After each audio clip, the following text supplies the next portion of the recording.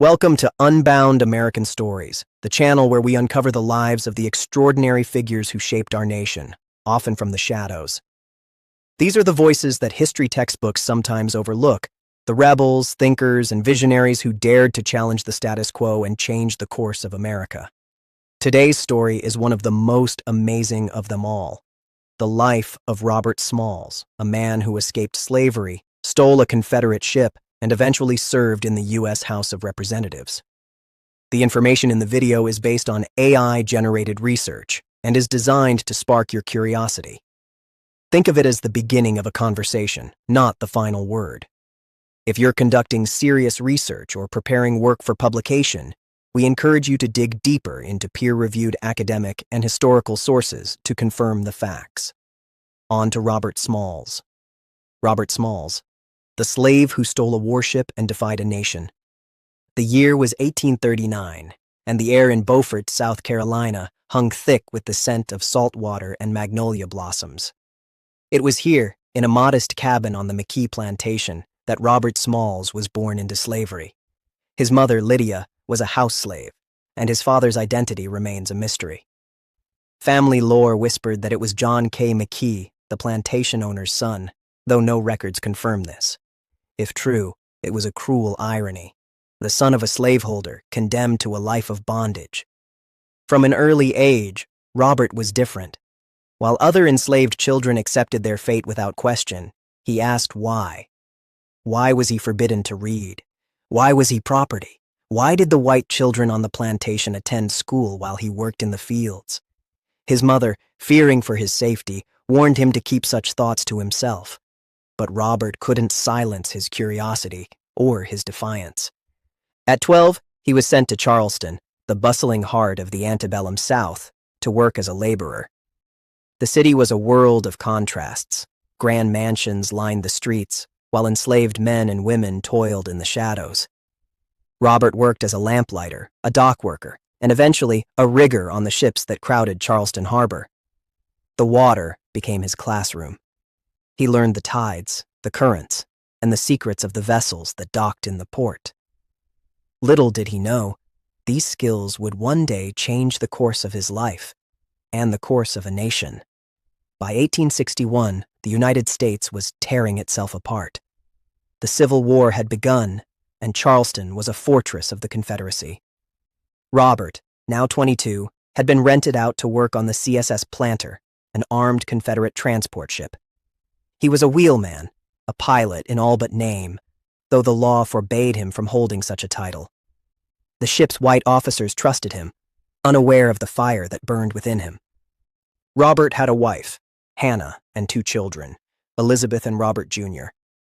They lived in a small house in Charleston, but their freedom was an illusion. Every night, Robert returned to them as property, not as a husband or father. The injustice gnawed at him. Then, in the spring of 1862, an opportunity presented itself. The planter's captain, C.J. Reliea, and his officers often left the ship in the care of the enslaved crew, trusting them to guard the vessel overnight. On the night of May 13, 1862, Robert saw his chance. While the officers were ashore, he gathered 7 other enslaved men, including his brother John Smalls, and revealed his plan. They would steal the planter, sail it past the Confederate forts guarding Charleston Harbor, and surrender it to the Union blockade. The risks were staggering. If caught, they would be executed as traitors. But the reward? Freedom. Not just for themselves, but for their families. Under the cover of darkness, Robert donned the captain's straw hat and long coat, a disguise so simple it was almost laughable. At 3 a.m., the planter's engines rumbled to life. The crew moved with precision, their hearts pounding as they steered the ship toward the harbor's mouth. The first obstacle was Fort Johnson, its cannons looming like silent sentinels. Robert gave the correct signals, a white light, a whistle, and the fort let them pass. But the next challenge was far deadlier. Fort Sumter, the fortress that had fired the first shots of the Civil War. The planter glided forward, its crew holding their breath. Robert repeated the signals, praying the Confederates wouldn't see through the ruse. For a terrifying moment, nothing happened. Then, the fort waved them through. The crew exhaled. they were almost free. As the planter broke into open water, Robert ordered the Confederate flags lowered and a white sheet raised, a symbol of surrender. The Union ships on the blockade stared in disbelief as the planter, a prize of war, steamed toward them. When the Union sailors realized the ship was crewed by escaped slaves, they erupted in cheers. Robert Smalls had just delivered the Union its first major naval victory in the war. The story of the planter's escape spread like wildfire. Newspapers across the North hailed Robert as a hero. The New York Tribune called it one of the most daring and heroic adventures since the war commenced. The U.S. Congress passed a bill awarding Robert and his crew $1,500, a fortune for men who had spent their lives in chains. Robert received $1,000, his share plus a bonus, while the rest of the crew split the remaining $500. But Robert wasn't content to rest on his laurels. He met with President Abraham Lincoln and Secretary of War Edwin Stanton, urging them to allow black soldiers to fight for the Union. His argument was simple. If enslaved men were willing to risk their lives for freedom, why not let them fight for it? His advocacy reinforced Lincoln's decision to sign the Militia Act of 1862, which authorized the enlistment of black troops. By the war's end, nearly 200,000 black men would serve in the Union Army and Navy, turning the tide of the conflict. Robert himself became a pilot for the Union Navy, commanding the planter in all but official title. He led missions along the South Carolina coast, freeing enslaved people and disrupting Confederate supply lines. His knowledge of the waters was unmatched, and his courage was legendary.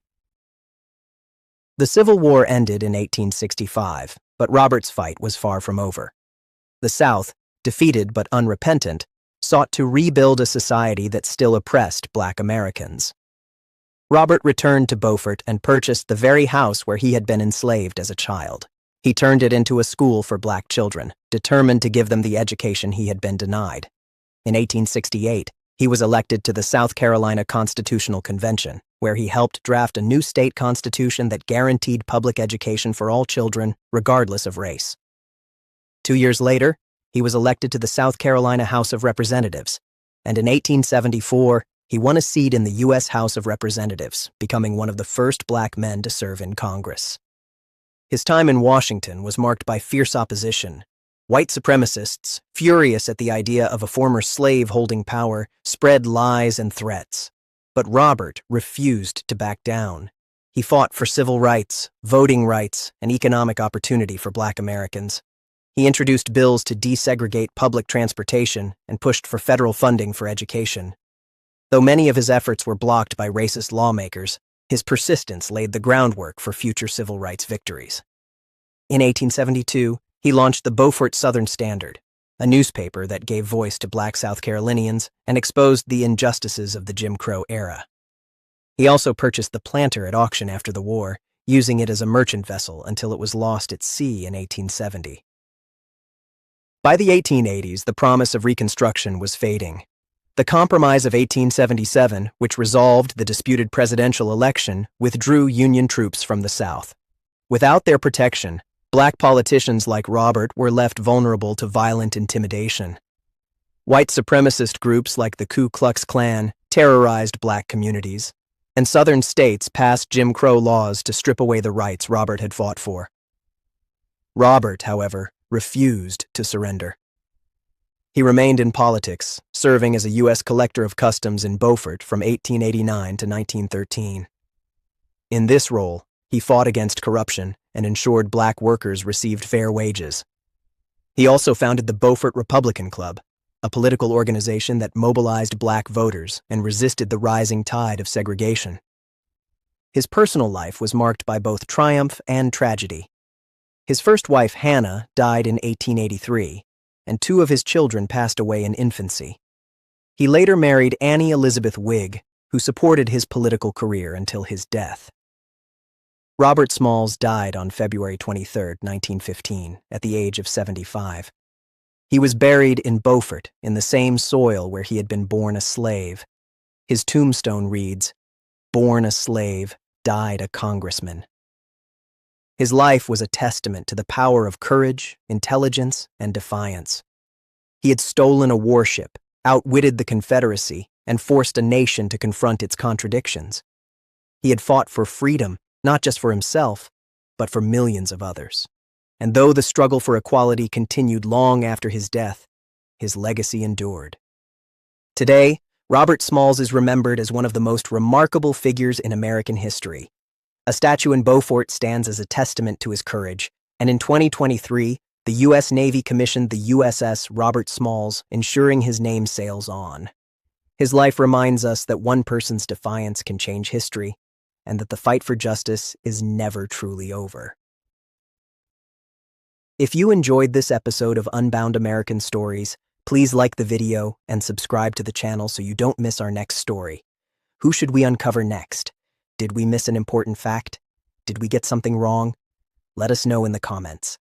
Thank you for watching, and until next time, keep the flame of curiosity alive.